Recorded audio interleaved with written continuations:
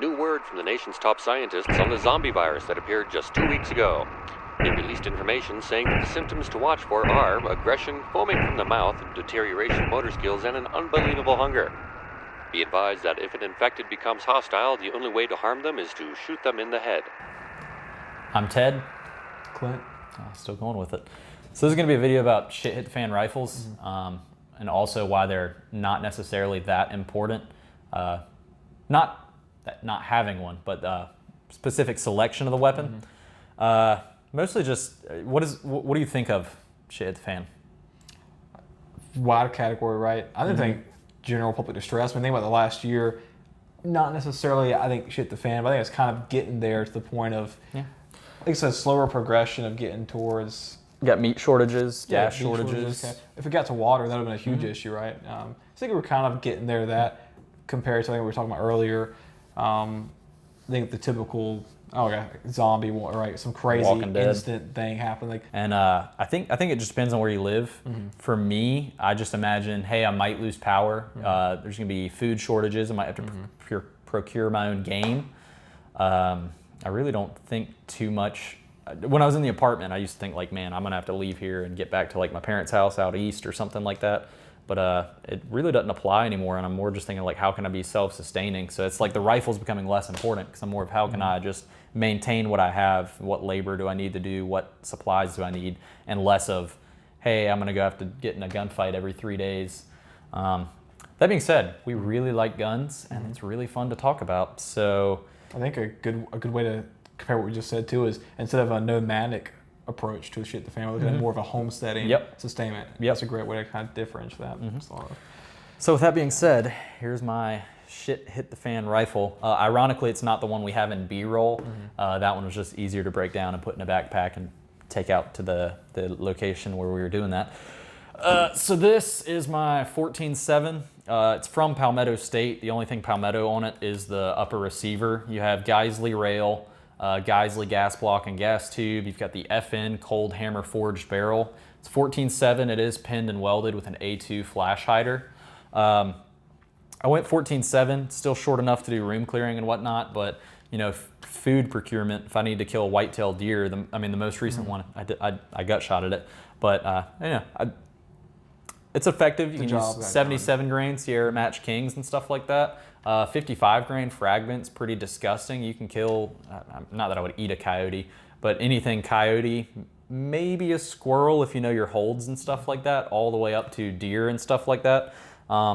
With the 1-8, you've got good for identification, which I've got a little monocular, like Vortex monocular, and some Tasco binos that I got for like 13 bucks that I use at work. But having a 1-8 for identification, those precise shots, you're trying to hit the boiler room on a deer, or you're trying to make sure, hey, that is a gun in whoever's hand in this, you know, zombie apocalypse scenario, whatever you want to think about. I like having a 1-8.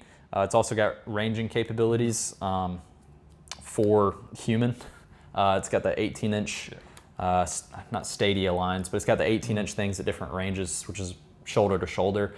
So identification, ranging, precise shots, good velocity. You're probably still looking 3,000 feet per second, maybe 3,100 with some of the 55 grain loadings. So excellent, you're gonna get tons of fragmentation. The cold hammer forged, excellent, it'll last longer than you do in whatever theoretical scenario. Geisley rail, incredibly solid. If I could afford IR and nods, you know, I could throw on a PEC at the front of this or like a Purse 4 or something like that, and you could use it at night. Wouldn't be able to use the optic all that well. The light transmission wouldn't be good. Got a 2-stage trigger, air precision lower. You could do some backup iron sights if you really wanted to, or more realistically, you could use this to go hunt, and it's your hunting rifle / just in case I engage somebody. And then if you're gonna actually be in engagement, you could just swap out to a 10-5, something like that, that actually has backup iron sights. It's gonna be more of your fighting rifle. This is just more of a do-all rifle, and it's got an etched reticle. Don't have to worry about batteries except for the weapon light. It's just CR123 with a pressure pad, you know, momentary, constant on. It's just good. It'll do everything you need it to. Excellent trigger. I just like it, and it's still compact enough, but it's got velocity. Yeah. So this would be my do-all shit hit the fan zombie apocalypse rifle. Would probably be this one. Yeah, mine's not much different. the biggest difference there is it's magnification. For one, it has a red dot, and there's no magnification here, right? And then I have a 10.5 barrel. I think I'm thinking more of just where I live, what's going on, not taking a shot over 100 yards.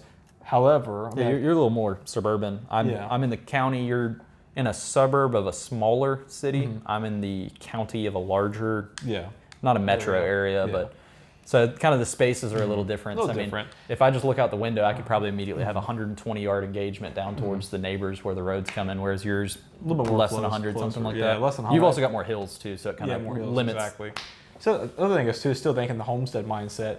If I need magnification, I'd switch out to like my 6.5 for something like that. But for what I'm thinking of, the 10.5 is super easy, maneuverable, but still can make shots up to 300 yards in the red dot sight. Not near as efficient as that, and you can't see as much detail. Just a surefire light, the pressure switch. I do have backup irons. Of course, I love having those. The Magpul Pros are substantially better than the Magpul, the M-Bless. So hand stop here, and that's basically it. It's a little 10.5 inch AR pistol to a single stage trigger. That's basically it. What trigger is it? POF. Okay. POF trigger, single stage trigger. I didn't know if it was a Rise. I do like the flat face is sweet. I actually think I like two-stage trigger better than. Yeah, I got it because I thought it would be super sweet, and it is great. But a two-stage, I find I like the take-up before because I know where I'm at. Versus this is, you kind of never have a clue where you're at. I think if I'm going just for fast break shot CQB, maybe a single stage, but for I think it fits the purpose. Yeah. 10.5, hey, single stage. I would almost have no preference at that point. I'm just used to the two-stage because I like my 14.7. Yeah. This one, Rock River. And then my alternative, because this is my made-up scenario where I'm shooting zombies so I can do whatever I want, is also a 10.5. This one was Aero Precision. It was one that came without a handguard, and I just threw on the Midwest Industries, their Combat. I think it's like a T-Series or something like that. Just Picatinny rail, Romeo 5, some Daniel Defense backup irons. You can see I run with my sling stowed. So this is actually my home defense setup. But in whatever made-up scenario, if I can come home and grab a second rifle or something like that, be a combat fighter, I could store this under a car seat, collapses down pretty good. Got the same exact pressure switch set up. Pretty much all of my rifles are the same where I'm gonna have a light off to the right side, some sort of primary optic. I'm gonna have a pressure switch to activate the light and a decent sling, and that'll do what you need. Even out of these 10.5s, you're still looking 2,700 feet per second. You'll get fragmentation out to 80, 100, 130 yards, something like that with 55 grains. Which is pretty much what you're going to be shooting. We both went ARs. Talk modularity, sort of. Do you know anybody who their AK is their primary? I know one guy. I have one guy. Yeah. It's the same guy for both of us too. So it really shows you there's not many people. And that's the thing. Like you're saying, if you need to share equipment. Opposite guy. Opposite. Oh yeah, that guy too. But yeah, mainly just that's like more fun. Wait. I don't know who your first guy is. Is it from work? Oh, it's from work. Maybe not. Yeah. From work. Mustache? Mustache. Oh, I know. Punisher Skull? Yes. Punisher Skull guy. Okay. Yeah. He's coming around. He's making however, that's a great point. He's making the transition from AK to he's getting AR, isn't he? Yep. Yeah, so he's even that guy's going there. Well, he actually got a really sweet pre-band Colt. Oh, okay. $850. Let's deal today. Yeah, it's like all original A1, except I think he's got an A2 handguard, and I was like, hey, pay like $60, $70, swap that out with a triangle. Yeah. That thing's easily worth $1,500, $1,600 or more right now in today's market. That demonstration right here, though, tells you AKs are not that popular as a primary gun. Yeah. So mags and I mean, everything. We'll kind of talk about it. So, like you said, the mags, the issue, there's two main issues I have with AK mags. I'll say three. So one is the amount of curve, which if you have a 5.45, it's actually not that big of a deal, but these 7.62 mags have quite a bit of curve, and they have this lip. So those two things, it's really annoying for chest rigs and stuff like that. You can go with the old Chicom ones or like a Rhodesian chest rig, which is what I've actually got for 20 round mags. But storing a 30 round AK mag, and the third thing is the weight, because I think like 30 rounds of 5.56, about 21 rounds of 7.62 is the same exact weight, because I mean you're looking at 122 instead of a 55 grain.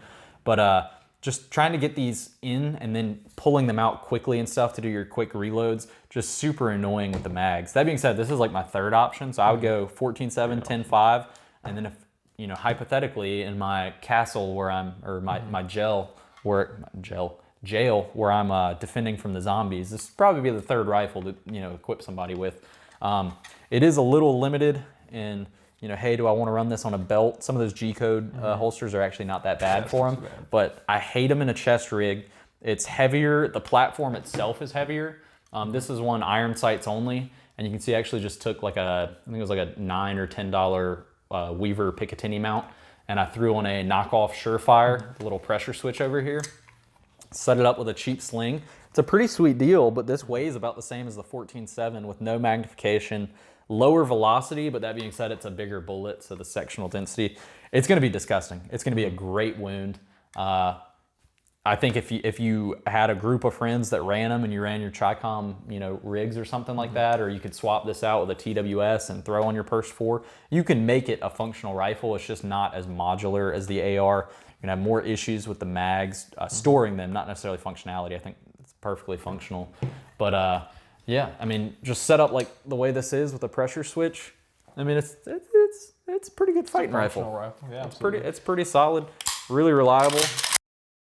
Yes, I did watch a executive outcomes video, and I was like, I'm gonna do a Rhodesian paint job. You can also swap out the top covers, do like a TWS dust cover. I actually put on like a red dot, basically run it like an AR, but the heat to the hand is extremely annoying. Trying to do a decent sling setup with one of these classic stocks is annoying. Now, if you go like more polymer, like an AK 103 or something like that, or like some of the newer 74s, they're excellent. But in my mind, all the modularity of the new AKs are trying to mimic what ARs have had since, the crappy Colt fixed front sight. Like those were just as modular in like 2004 as the most modern AKs that you're going to spend so much more on. And then if I ran this, there's one, maybe two guys, which neither one of them lives anywhere near us. They're not in like our close, tight group or anything like that. So like, if I ran out of ammo, no one can toss me a mag, when I'm trying to defend my zombie tower or whatever made up scenario you have. It's just not as practical. I love the AK though, and I think it's important to have one because right now, AK ammo, you can get this 28-29 cent around for the 122 grain steel case. That's local at the place, 8 minutes. Yeah, 28 cent around. That's old 5.56 prices. Now, circa July 26th of 2021, AR ammo is still probably 45 cent around for steel case, most of it. So, I mean, it's like a 40% savings or something to go to 7.62. So have one. I mean, why not? You can swap it out. Those 154 grain soft points from Tula, absolutely disgusting against whitetail. If you're limited and if you're in Georgia, South Carolina, North Carolina, you got tons of pine trees and just dense vegetation. You're limited to 60-yard shooting lanes. I'd absolutely take this to the woods as a deer rifle. And hey, if you're taking your vehicle, take your 14.7 as well. I mean, you can have multiple. Highly unlikely you're gonna have to ditch your vehicle, but if that's in your scenario, hey, stick to one. I'd probably go 14.7 again. Talk chest rigs too. So this is how I would be running if I had the AK as my primary. So basically you have 6 pouches. These on the outsides are gonna be smaller. This is a Rhodesian chest rig. It was like 30 bucks. And over here, I've got an FRS radio, basically just a walkie-talkie, but it's also got FM. So you can listen to the radio, entertainment, some sort of quality of life while you're out there. And it's also got the NOAA weather channels. So I'm assuming, most of the repeaters those are running off of, it's just 12-volt battery and whatever it's broadcasting on. So I feel like even if the grid went down, you could probably have a car battery, power in those repeaters and stuff. And a lot of those people are very preparedness mindsets that set up the repeaters. I think this one's on like Saratan Mountain or something like that, but it's like 40 miles away. We still pick it up here even on a walkie-talkie. And then in these pouches, I just do these 20-round KCI Korean surplus mags. And 4 of them, and you get 80 rounds plus 30 in your main rifle. So, I mean, you're looking at 110 rounds with an AK. It's not too heavy of a rig, just because there's not a whole lot of extra nylon. Let me try to get this real quick. Just because there's not a whole lot of extra nylon. So you got 4 mags, FRS radio, and then a CAT. It's like a Gen 4 tourniquet. I actually just found it in the windshield of a Humvee. Just chilling. And it was in it's in a TRADOC environment, so that class was long gone by the time we got the Humvees. So I was like, well, I mean, I'm not gonna waste a good tournament. Just gotta be resourceful. You know, I mean, it's before the gray labels, which I think they introduced Gen 7. And other than that, I don't know, but it's an old one. But it's not worn out from the UV or anything, so I keep using it. And then with an AR, probably something more like this. This is a knockoff of the Haley Strategic. But you got 3 rifle mags. I've got my little Streamlight 2LX, takes 2 CR123s. Super bright. I mean, you could probably spot out to 120 yards at night or something if, you know, one of you wants to hold and then the other one has a rifle killing some deer at night. You know, in your zombie apocalypse, yeah, not today. Yeah, it's not legal. Yeah, you wouldn't spot like that. But if it's a survival scenario, I'm absolutely weapon lights, white lights, doing whatever I can. Probably use a green light, try to find their eyes first, and then right before the shot, hit that white light and try to hit them in the head, something like that. And then you've got this little admin pouch, which the only thing right now that I've got in here is that little Vortex monocular so that I can look at stuff without having to actually point my rifle at somebody or something like that. And also, if you're going to run a 10.5, you know, you can add probably 5-6 ounces, and there's your 8-time magnification, you know, so you can identify even non-shit hit the fan. You can look at, hey, how many antlers are on that deer? Is that a newborn? Is it a spike or is it a doe? Do I need to shoot that? Do I not? You know, a little 8x25 from Vortex. It's like $68. I think I've got 2 of these. I've got one that I intended to use for work and then one for hunting, and they're excellent for the money. I've also got a $13 Tasco set of binoculars that are 10x25. I despise binoculars. They're not near as effective as a binocular. Yeah, and they take up a lot more space. But for $13, the light transmission's terrible, the glass quality's terrible, but I mean, I can read mailboxes and see house numbers from a good distance, which I mean, that it's not exactly a good example, but you know, looking at like license plates from, you know, far distance, not that that's something you'd have to do in whatever scenario, but it could be useful though. Yeah, it could be useful. You could look at people's belt lines, try to see if there's any sort of bulges from a distance before you decide to go speak with these people or whatnot. But you know, you get a light pistol mag, 3 rifle mags. Baofeng UV5R actually fits really well in these, even with the little inserts they have, the Kydex inserts. It holds onto the radio. You don't get too much accidental key ups just because the thickness of it actually gives like a tiny bit of spare space. So if you just put the push to talk button on whatever side you have more space on, it's actually really excellent. This is actually what I use hunting, and I did do it where the 308 mags from Magpul, not like the AR-10 platform, but like the Savage 110, that actually will fit in this if you take out the Kydex insert. Because I'd have one PMag, one of those PMag 308 mags, and then I'd have a radio when we'd go hunting, so I could take either my 14.7 or my Savage, depending on where I was going to be, what distance I was going to be shooting. Something like this, even the knockoff, $50 to carry 3 mags, whatever equipment. You could put a little bit of med. You could do a little hanger pouch, something like that. All kinds of excellent setup. Notice we didn't do armor. You do have armor. If you want to talk about kind of I can. Why. Yeah. I'll grab it right now. Oh yeah, we're chained. Attached up. That's okay. But armor's an option though. I mean, that's something to think about. We're rolling some B-roll. We got some B-roll, maybe some poly. I got an HRT, some poly plates in there. Minimal setup. I got like 3 mags, UV5R in there, and med. Also snacks. I was watching John Lovell video. Snacks, not a lot, but something to eat and some hydration, which I'm hopefully run that in a backpack. But yeah. Also battle belts kind of go off of that, so then you could have a dump pouch, something to keep your peanut M&Ms in or whatever. As well as just admin stuff. Even in a shit hit the fan scenario, hey, I might keep my battle belt on to nail up, board up the windows or something, so the zombies don't see the light. Yeah, the battle belt's super effective in a sense. Like I'd never take it off. Like you can wear a battle belt nearly everywhere. It's not near as cumbersome. Even last year when we went hunting and we both had, or I think you had I might have had mine too. You had your battle. I think we both had it when we went into Food Lion after hunting and stuff like that. Yes, we did. You're open carrying, but it was a southern, not suburban. It was a southern rural area.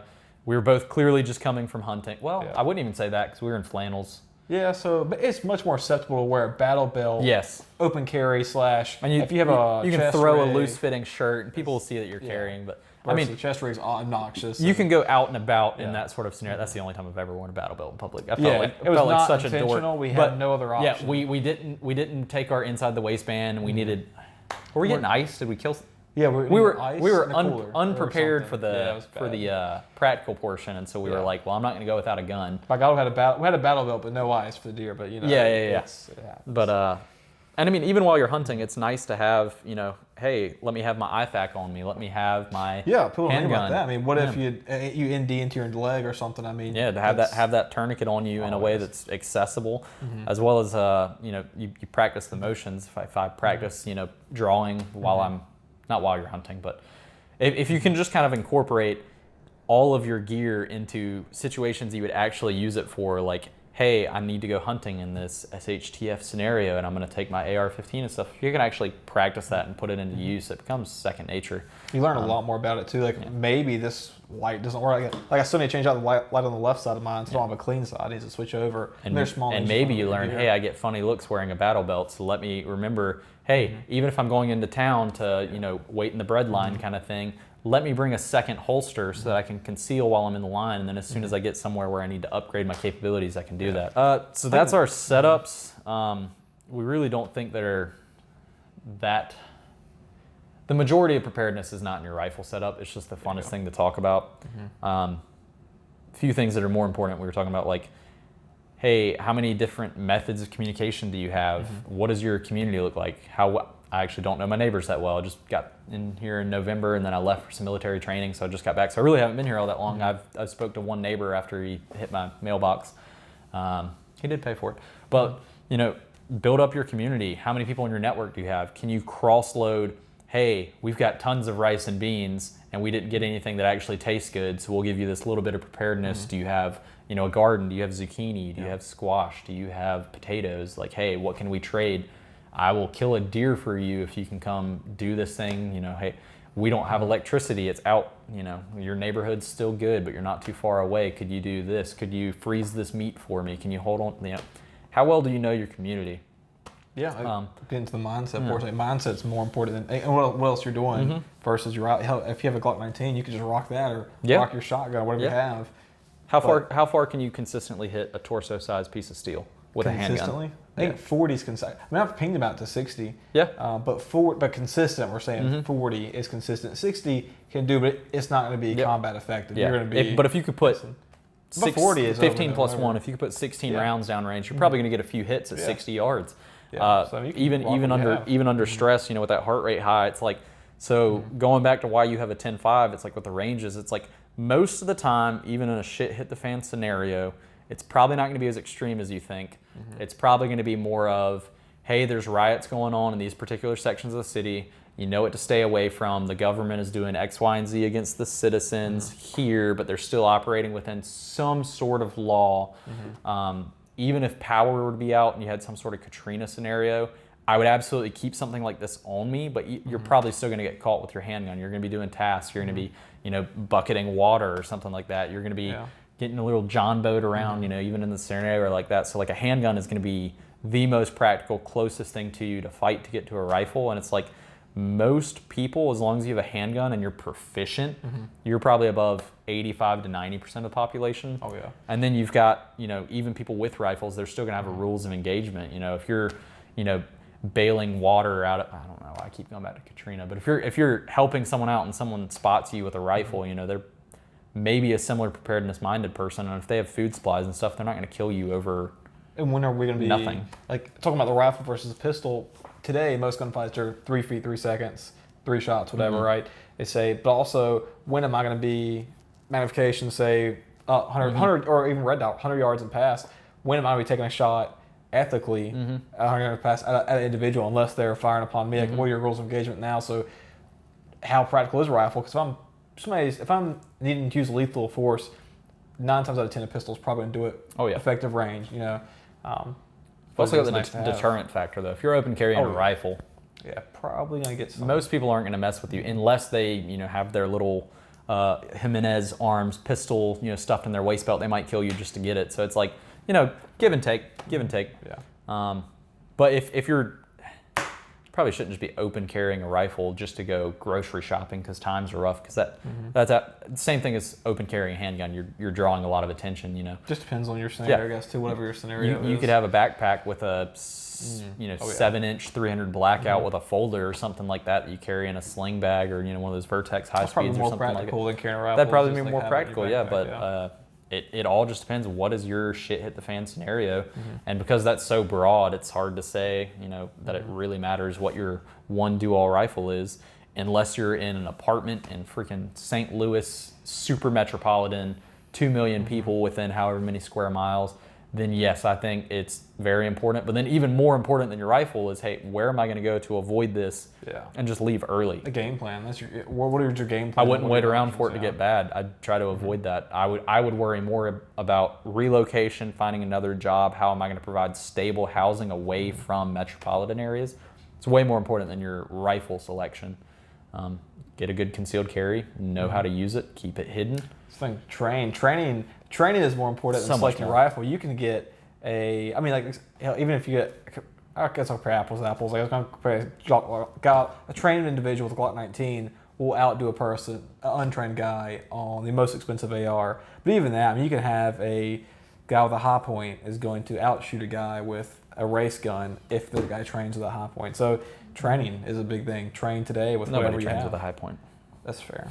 I'm not sure that even counts as training. But if you... Yeah. Training's super a guy who trains who stumbles upon a high point. There we go. That's all he had. Yes. He wouldn't train with it, but he knows the fundamentals, and that's what he was granted. Yeah. Well, I hope this was kind of entertaining. It was to us. We got to go out. I love that now it's cloudy. It was so hot when we were filming the B-roll, but we had some good time sneaking past onto the bridge, little decrepit bridge. Also, don't abide by any of the tactics. I think there was maybe one B-roll slow-mo where I took cover behind a tree. Other than that, it's all just to look fun, just so you can kind of see the gear, see it in use, see the chest rigs, Baofeng. Oh wait, I don't have it with me. Little Baofeng radio. Those are so fun. Also, what kind of quality of life are you going to have, in a shit hit fan scenario? That's what we're talking about. Books. We're talking about books.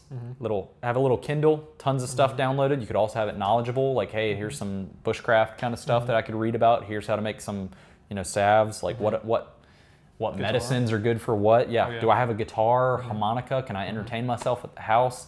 FM radios and the Baofeng. How am I going to get my news, if all the networks fail, that kind of stuff, or if they just become so hardcore, have a stockpile of lotion and tissue paper. Yeah. You gotta have, how are you gonna entertain yourself? Yeah. Sorry, I keep rubbing my arm. I got 8 up. Yellow jackets. Sad. I wish you could see it though. Actually, they're more swollen now than they were earlier. God, it's hot too. It's super hot. But yeah. One thing I find entertaining is just listening. There's like a group of 60 to 70-year-old people that have a little ham radio net that I listen to some nights. Just I think it's like 7:30. They'll play it. I'll just tune in and kind of listen to them. I've yet to speak up because I don't know them that well. I feel like they might be the type. Hey, you're not licensed. Let's kind of get you with the FCC. But they do state every night at the beginning of their net at 7:30, like, hey, part of the reason that we have this repeater and a backup repeater that they have in case the first one goes down is to help people that are in need, kind of stuff. So I have that programmed with the correct offsets and tones and squelch and whatnot, so that I can activate a repeater if need be, and I can hit that. I'd say probably a 60-mile stretch of 40 in any of the cities around it, anywhere in this part of the state that you can hit it. It's a 300-foot tower. And, I hear people in the city you live in, the city west of this main metropolitan area, all the way out east, about 40 miles east of where the repeater is. Yeah, and so just probably what power they're putting out on too. It's probably a 40-mile radius depending on the terrain. And I hear people key up mobile all the time out towards the airport and stuff on a mobile. And I had one guy say that he was on a Baofeng that he had just got that day. Nice. Completely stock, rubber ducky and stuff. And he was hitting it from probably 20 miles with a stock. So, if you had a dual band radio in your car and stuff, it's like you can entertain yourself, have community even without outreaching. You could cross load even without neighbors. You could still meet up with people around you too. Yeah, if you're in the county and you can avoid the city, you can be like, oh, hey, this is how your area is. This is how your vegetable garden's going. This is how my meat is. We still have power. Everything's still frozen, good to go. build that community, and have fun. I like reading. Yeah, reading's good. Yeah, you can still hike. Probably not as much, but I mean, if you got land, you know, you can still hike, do some patrols, make sure no one's camping up on your property. You know, have a good time. Yeah. Hug somebody. Have a good one. Goodbye.